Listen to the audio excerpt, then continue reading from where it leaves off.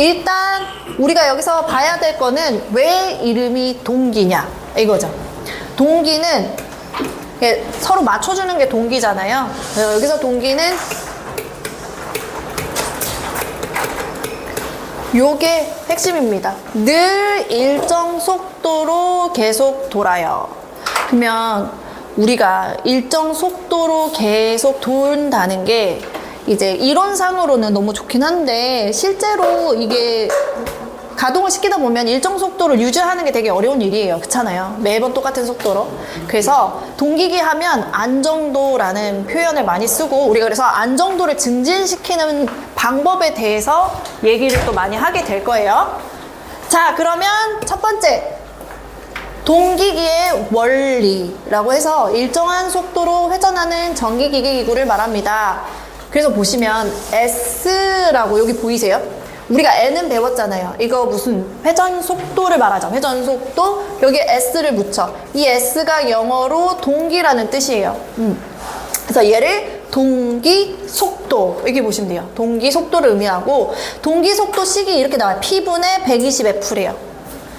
자, 제가 이렇게 그냥 우리 직류 발전기 배웠으니까 직류 발전기 기준으로 이 회전자, 회전하는 애라는 뜻이죠. 근데 회전자가 있어. 회전자가 돌아요.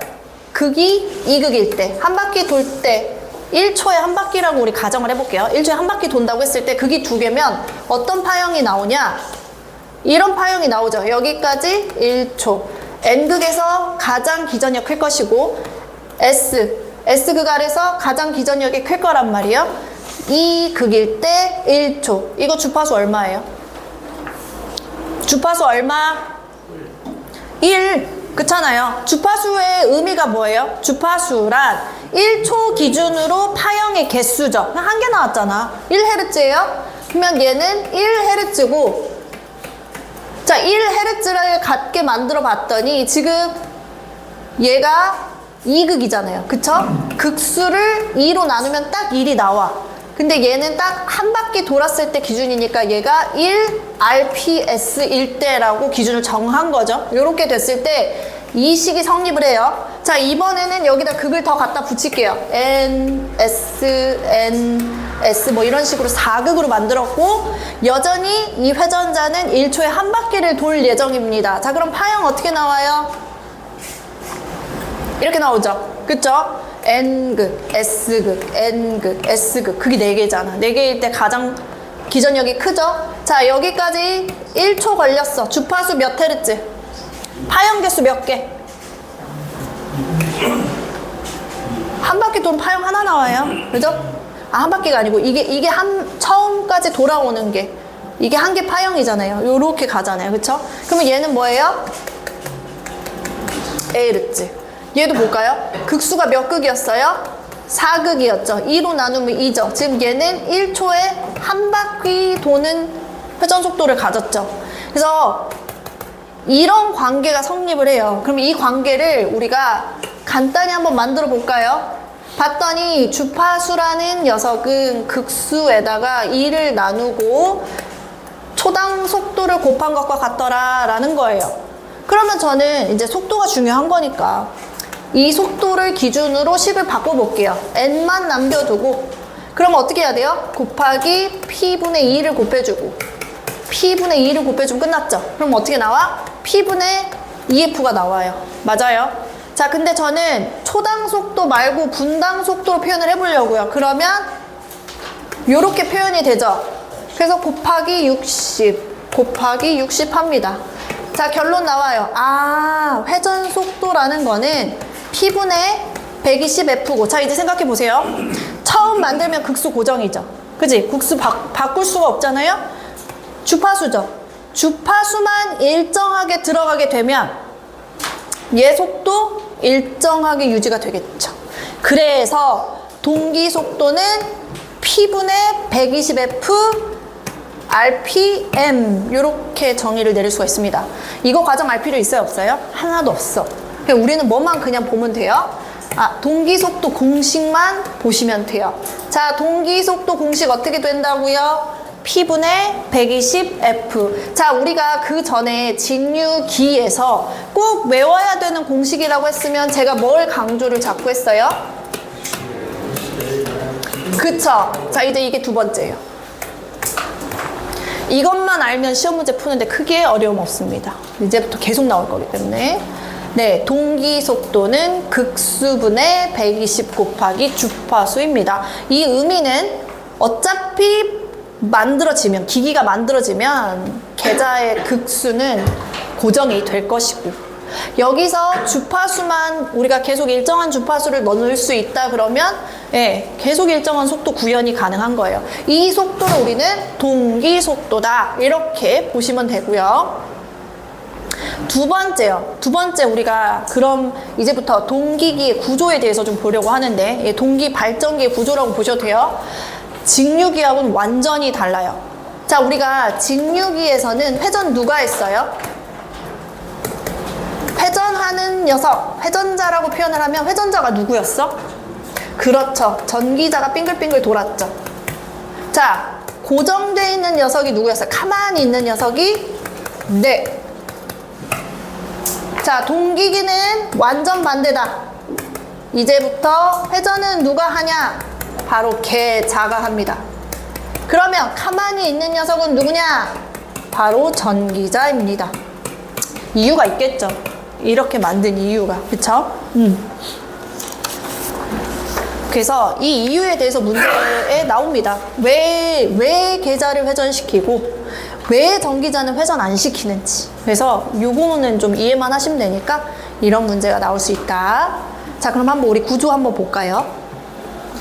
구조 보기 전에 동기속도 공식 이용한 계산 문제가 기출문제로 나와요. 이거 매번 나와요. 자, 한번 풀어볼게요. 제가 그 유인물에도 넣어놨어요. 문제. 자, 보시죠. 극수가 10이래. 주파수는 50이래. 그럼 그때 매분 회전수, 동기 속도는 공식 어떻게 됐어요? P분의 120F. 그러므로 P는 10. 120 곱하기 주파수 50 나오죠. 그러면 항상 얼마로 도는 거예요, 얘는? 600rpm으로 도는 거예요. 이렇게요. 그래서 동기 속도를 계산하는 문제. 문제 2번도 봐봐요. 자, 이번에 극수가 4극이래요. 근데 회전수를 줬네요. 1800rpm으로 계속 일정하게 회전하고 있어요. 그러면 몇 헤르츠가 도대체 들어가길래 얘는 회전수가 1800으로 유지가 되느냐? 이걸 물어보는 거죠. 가볼까요? 동기 속도는 P분의 120F입니다. 자, 집어넣어요. 자, NS는 1800, P는 4극, 120 곱하기 X. 이게 되겠죠. 자, 이거 제가 솔브키 활용하는 방법 말씀드렸어요. 그렇게 넣으셔도 되고, 자, 이제 바로 이렇게 둘이 곱하면 되죠. 얼마예요? 7200은 120 곱하기 X와 같습니다. 그러므로 60Hz가 나오겠죠. 그래서 이렇게 푸셔도 되고요. 60Hz다. 이런 문제. 진짜 잘 나오는 문제. 누구만큼 잘 나와요? 기전력을 계산하셔야 하는 문제랑 똑같이 잘 나와요. 그래서 동기속도 공식은 동기기에서만 쓰는 거 아니에요. 유도 전동기에서도 나와요. 그러니까 우리가 이거는 꼭 기억을 하셔야 됩니다. 자, 제가 이렇게 그림을 따오긴 했는데 이거 유튜브에 있는 그림 따온 거예요. 자, 보세요. 얘가 뭘 것 같아요? 딱 보니까 기계적 축이 있으니까 얘가 회전할 거 아니에요. 그죠? 아까 우리 동기기에서 회전자가 누구라 그랬어? 그쵸, 얘가 계자예요. 자, 그러면 얘는 가만히 멈춰 있겠죠? 얘가 고정자. 그러므로 얘가 전기자가 될 거야. 이렇게 되는 거예요. 그래서 지금 보시면 계자 철심에 여기 코일 보여요? 요렇게 감아서 이따 애니메이션 볼 거예요. 똑같아요. 그래서 코일을 이렇게 감아놓은 형태, 여기에 전류를 인가해주면 여기서 이제 자기장이 나오겠죠. 전자석이에요, 전자석. 그럼 여기서 얘가, 가만히 있는 얘가 회전하는 자속을 받으면서 유도 기전력이 생기게 되겠죠. 기전력 유도가 돼요. 그래서 그걸 사용하는 것이다. 이렇게 보시면 되겠습니다. 자, 그냥 넘어갈게요. 자, 이렇게 그려봤어요. 요 큰 동그라미가 고정자라고 보시면 돼요. 그 선생님 이거 뭐예요? 아, 이거 우리가 고정자인데 여기에 뭐가 들어가야 돼? 전기자, 권선이 들어가야 돼. 코일 들어가요. 여기서 이렇게 들어가서 나오고, 여기 이거요. 여기서 들어갔어요 라는 뜻이야. 여기로 나왔어요. 얘네 둘이 짝꿍이에요. 그래서 얘를 저는 대문자 A라고 써볼게요. 얘는 소문자 A로 써볼게요. 얘네 둘이 짝꿍인 거예요. 요렇게 들어갔어. 자, 이번에 B 봐봐요. B. B는 A하고 몇 도로 지금 요렇게 몇 도 차이? 위상차? 그렇죠. 우리 이거 교류 발전기잖아요. 교류 발전기는 우리 평형 삼상 교류는 크기하고 주파수 같은데 위상은 몇 도씩 차이가 나야 된다 그랬어요? 120도씩의 차이가 나잖아요. 그렇잖아요? 요렇게 120도, 120도 출발점이 다르다고. 얘가 먼저, 그 다음 여기 가잖아요. 그죠? 그렇게 세 개가 가면 파형이 어떻게 나와요? 우리가 A 기준으로 이렇게 나온다 그러면 120도 뒤져서 120도 뒤져서 이런 파형으로 나오잖아요. 그쵸? 자, 이게 A. 여기서 들어가서 아이고, 자, 그림 잘 못 그려가지고 여기로 나왔네요. 그쵸? 대문자 B 여기로 나왔어요. 자, 이번에는 여기서 들어갔대요. 그래서 여기서 나왔대요. 여기 대문자 C, 소문자 C 이렇게 들어가서 나왔어. 이렇게 되는 거죠. 그래서 이런 형태로 감아요. 이렇게 감아요. 감은 다음에 여기다 어떻게 하냐면요. 지금 여기로 들어가서 여기로 나왔죠. 들어가서 나왔죠. 그죠? 들어가서 나왔죠. 나온 녀석들끼리 이렇게 묶어. 그래가지고 이렇게 빼. 이거 무슨 선? 전기 이론 시간 배웠잖아요.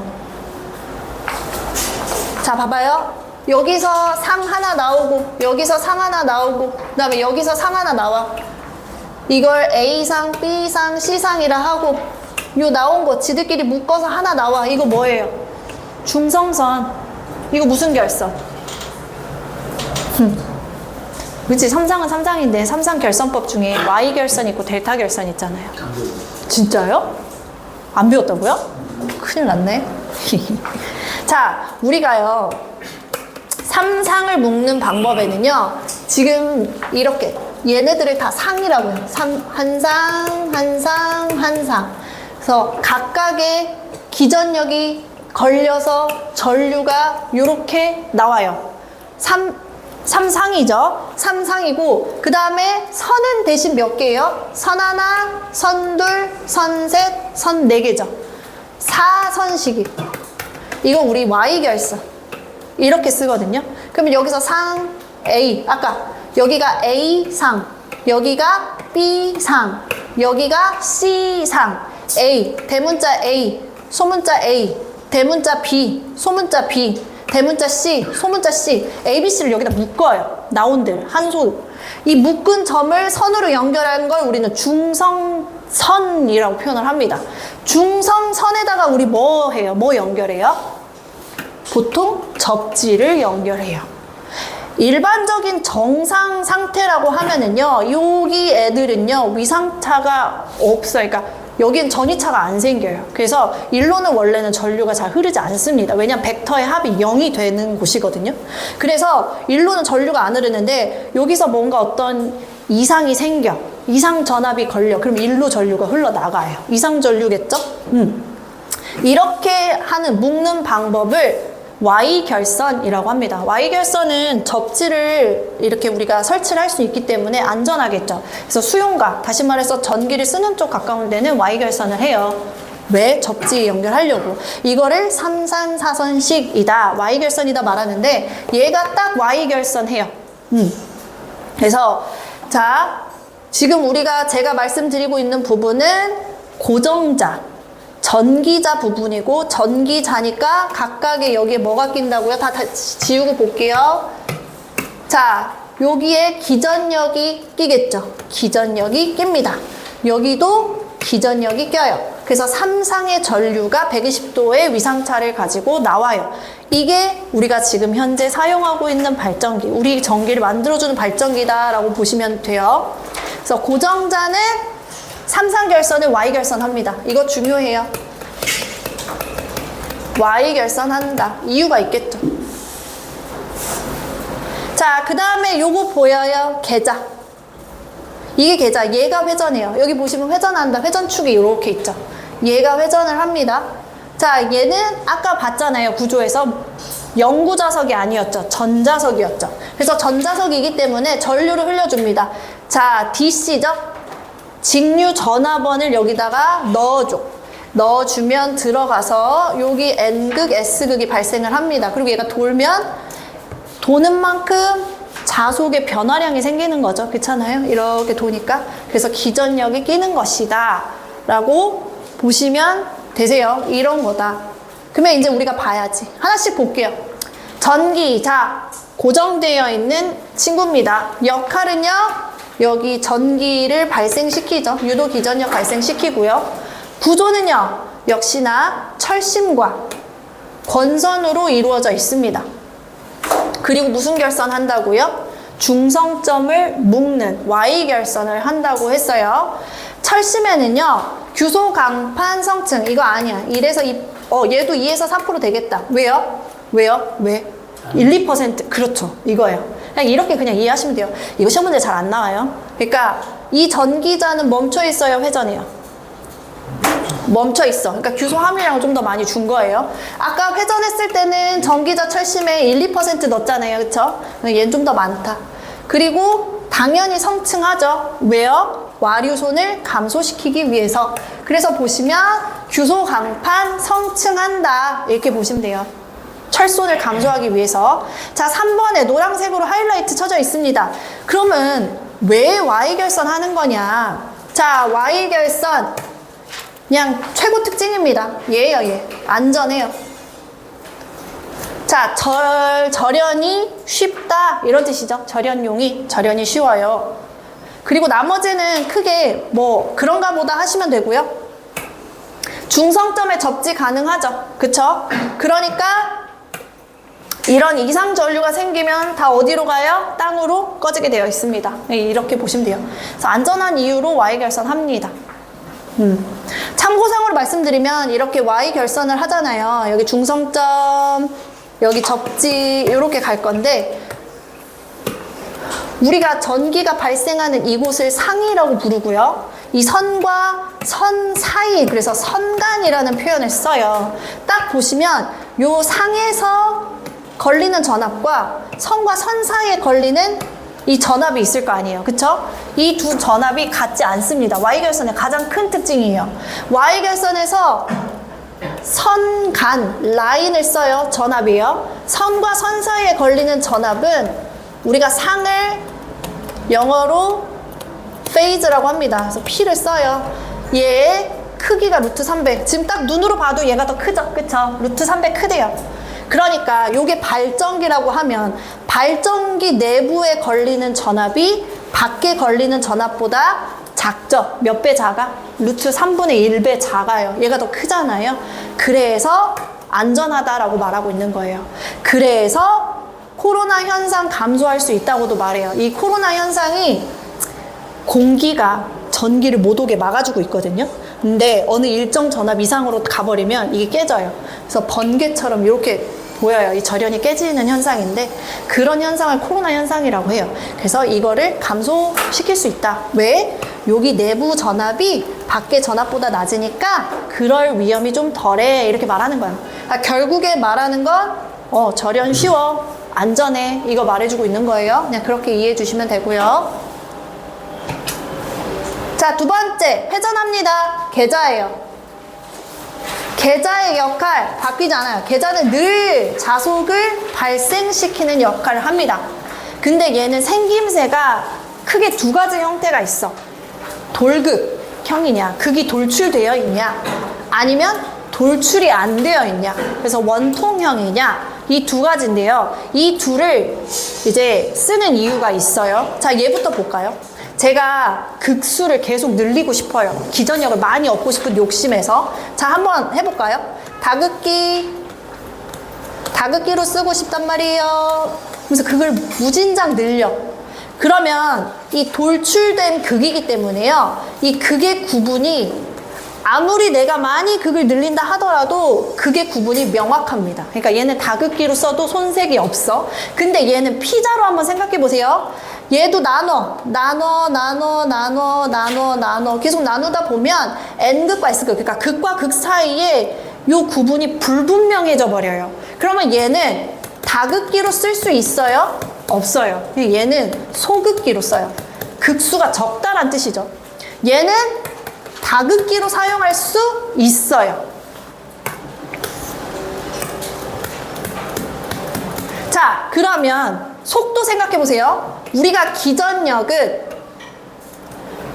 그게 변화량, 그러니까 자속의 변화량에 비례해서 생기죠. 그쵸? 자속에 비례해서 생긴단 말이야. 그럼 얘는 자속이 많죠. 극수가 많으니까. 얘는 극수가 적으니까 자속이 커요? 작아요? 작아요. 그래서 제가 얘는 자속이 원체 많으니까 천천히 돌려도 상관없겠네. 그렇잖아요. 그래서 얘는 속도가 낮아도 돼요. 얘가 속도가 낮더라도 충분히 큰 기전력을 만들 수가 있어. 왜? 극수가 일단 원체 많으니까.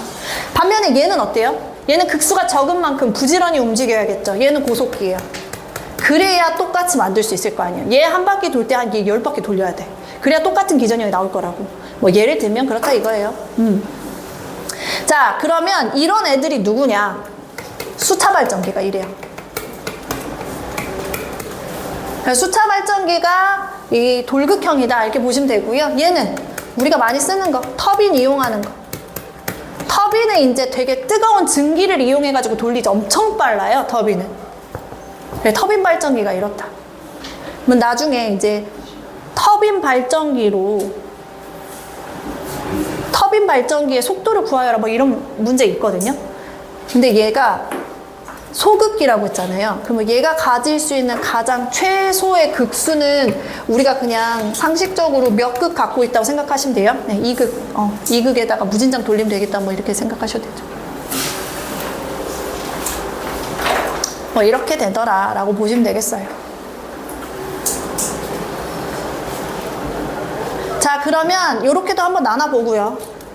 이제 여기 나와요. 그럼 왜 계좌를 회전시키냐 도대체 라고 물어본다면, 기계적인 측면에서는 계좌 철심에는 규소 함유량이 굉장히 적겠죠. 그쵸? 왜냐면 얘가 회전해야 되니까. 그래서 철의 함유량이 좀 큽니다. 튼튼하고요. 구조적으로도 간단해요. 아까 삼상은 벌써 봐봐요. 장난 아니었잖아요. 여기 얘네들 나가, 중성선 나왔어, 막 되게 권선 많겠죠. 되게 복잡해요. 근데 얘는 되게 심플합니다. 구조적으로. 철심에 권선 감아서 뭐 직류 전압원 딱 주면 되니까 얘가 훨씬 더 간단해서 얘를 기계적인 측면으로 이래서 회전하고요. 전기적인 측면도 보면요. 계좌에는 아까 직류 전압원을 쓴다 그랬는데 잠깐 보이시겠지만 얼마를 쓰냐? 100에서 250V 정도밖에 안 써요. 그러니까 전압 자체가 굉장히 낮아요. 여기에 끼는 전압 얼마 정도 낀다고요? 20kV요. 2만이죠, 2만. 비교가 안 되죠. 그러니까 전기적인 측면에서 보더라도 얘는 직류에다가 거기다 저압이야. 얘 좀 안전하네. 근데 전기자 돌리면 이제 난리 나죠. 엄청 큰 전압을 가진 애를 돌리는 거니까. 그래서 이제 전기자를 잘 돌리지 않습니다. 위험하니까. 그리고 가만히 있어야지 절연이 쉽죠. 얘 계속 돌리면 어떡할 거예요. 그래서 이런 안전의 측면입니다. 그래서 그렇게 하는구나 라고 보시면 되시겠어요. 자, 여기까지 보고 우리 애니메이션 딱 하나만 볼게요. 지금 우리가 발전소에서 사용하는 발전기가 동기 발전기라 했어요. 만들어내는 전기의 크기가 어때요? 엄청 커요. 권선도 굉장히 많이 감겨 있어요. 그러면 전류가 많이 흐른다는 뜻이잖아요. 전류가 많이 흐르면 뭐가 많이 발생해요? 열, 뜨거워. 그러니까 반드시 뭐 시켜야 돼요? 냉각 시켜줘야 돼요. 그래서 냉각을 시킬 건데 얘는 수소 냉각 방식을 채택한다고 합니다. 이유가 있겠죠. 왜? 일단 수소의 비중이 공기의 비중보다 작기 때문에 굉장히 효율적이에요. 차지함이 적어요. 거기에다가 이거 효율이 좋죠. 비열이 공기보다 커요. 비열이라는 걸 어떻게 생각하실 거냐면, 내가 내 온도 주머니가 있다고 보시면 돼요. 온도 주머니가 크다는 말은 온도가 올라가요. 내가 막 뜨거워지면 내 온도 주머니부터 채워요. 그리고 외부로 열이 이렇게 나갑니다. 발산돼요. 그러면 온도 주머니가 클수록 외부로 나가는 열 방출이 커져요? 아니잖아요. 천천히 된다고요. 그러니까 이거 다른 말로 말하면 외부로의 온도 상승이 낮아요. 그래서 공기보다 수소의 온도 주머니가 더 커서 외부로의 열 발산이 좀 천천히 되는 편이다. 그래서 냉각 효과가 좋다라는 말을 하는 겁니다. 그래서 출력이 상승하고요. 그래서 수명도 길고 소음이 작은 이유는 이 이유예요. 단점 때문에 그래요. 수소 폭탄 아시죠? 그죠? 그래서 수소는 폭발력이 굉장히 세요. 그래서 수소의 순도가 조금이라도 감소하면 폭발할 수 있으니 방폭 설비를 꼭 밀폐된 곳에 넣겠죠. 그러니까 고가의 설비비가 든다는 단점이 있지만 그래서 소음도 작다라는 장점도 있어요. 그래서 이런 이유로 우리가 수소 냉각 방식을 채택해서 사용한다 이렇게 보시면 되시겠어요. 자, 그럼 우리 어떤 기출 문제가 나오는지 앞에 좀 봐볼까요? 자, 동기 발전기를 회전 계좌형으로 한대요. 그 이유가 아닌 게 뭐냐라고 물어봅니다. 정답을 지워야 되는데 정답이 나왔어요. 자, 몇 번일까요?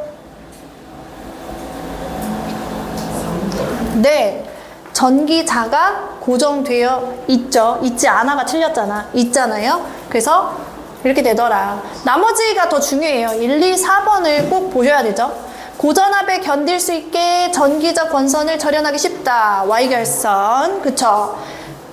슬립링 없이 간단하게, 왜냐면 삼상이니까 선이 많아서 슬립링을 반드시 넣고 돌려줘야 돼.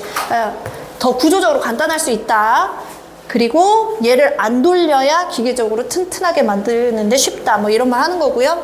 자, 저랑 한번 보실게요. 6번 문제는요, 이거는 이제 그 상식선에서 알고 있으시면 돼요. 우리나라 상용 주파수 몇 헤르츠예요? 60Hz예요. 네, 맞아요. 60Hz고 그때 터빈 발전기를 사용할 건데 이 터빈 발전기의 최고 속도는 얼마게 물어봐요. 우리 속도 알죠? 속도는 극수분의 120F의 관계를 맺고 있었단 말이에요. 맞아요? 근데 얘가 60Hz여야 하고 최고 속도이려면 극수는 몇 극이어야 해요? 최고 속도 구현하려면 극수를 최소로 만들어야 될 거 아니야. 그렇잖아요. 얘가 최소가 돼야 최대로 가겠죠. 그러면 최소극 우리 알죠? E극이 최소극이죠. N극, S극. 그죠? 그래서 이렇게 계산하면 얼마 나와요? 3600이죠. 네. 그래서 최고 속도 3006 RPM, 요거 3600 RPM 이렇게 알고 계시면 돼요. 60Hz에서 낼 수 있는 최고 속도. 엄청 빨라요. 3600 RPM. 그렇잖아요? 저게 그러면 1초에 몇 바퀴 도는 거예요? 나누기 60하면 600바퀴. 오, 장난 아니네요. 네. 자, 9번 보실게요. 제가 얘를 선택한 이유는 중요해서 선택한 게 아니에요. 계산 방법이 다르기 때문에 헷갈리실까봐 풀어드리는 거예요. 자, 우리는 동기속도 다 단위가 뭐였어? RPM. 얘는 RPS예요. 초죠? 그러면 푸는 방법은 두 가지예요. 얘를 RPM으로 바꾸거나 동기속도 공식을 P분의 EF로 바꾸거나 둘 중에 하나를 바꾸면 돼요. 근데 중요한 건 이게 더 복잡하잖아요. S를 M으로 바꾸려면, 초를 분으로 바꾸려면 곱하기 얼마? 60. 그렇죠. 그러니까 얘는 30 RPS이자 1800 RPM이란 뜻이에요. 이렇게 가면 돼요. 그러므로 우리 알던 식 그대로 가요. P분의 120F죠. 얘가 얼마? 1800은 P분의 120 곱하기 60입니다. 자, 이거 구할 때 어떻게 구해야 돼요? 요 둘이 뒤집으면 돼요. P 1800 이렇게 돼요. 계산하면 되죠. 얼마? 4극. 그래서 이렇게 계산하실 수 있어요. 혹시라도 저런 문제가 나오면 RPS 나왔다고 해가지고 또 겁먹지 마시고 곱하기 60만 하면 돼요. M으로 바꾸면 되니까, 분으로 바꾸면 되니까.